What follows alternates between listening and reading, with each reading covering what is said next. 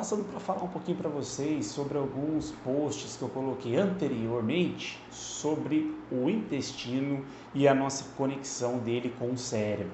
Então, alguns aqui talvez já tenham ouvido falar que o intestino é considerado o nosso segundo cérebro, simplesmente porque nós temos uma conexão entre cérebro e intestino como se fosse uma via de mão dupla.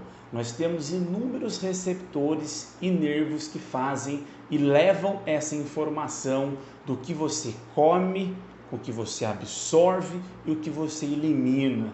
Então, dê sim valor ao que você vem consumindo na sua dieta e na sua alimentação, porque você está gerando estímulos bons ou ruins para o seu organismo.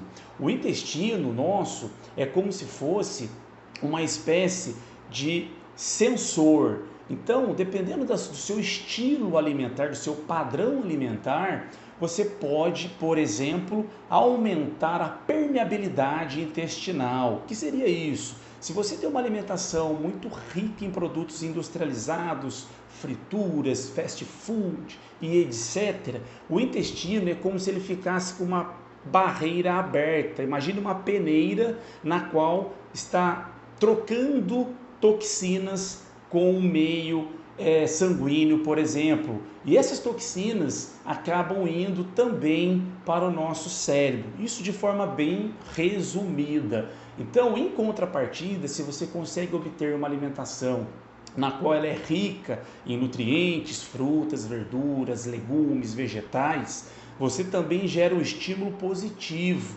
Você faz com que o seu corpo produza uma substância, por exemplo, que são os ácidos graxos de cadeia curta. O que seria isso? É como se fosse uma substância anti-inflamatória.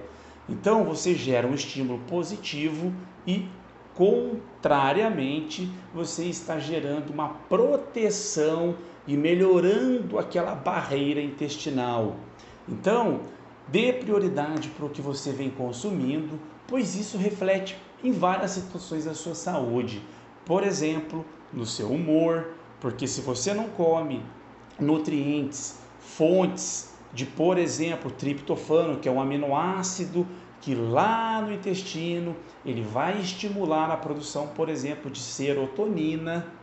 Então, a nível de curiosidade, de 80 a 90% da serotonina do nosso corpo, ela é produzida lá no nosso intestino.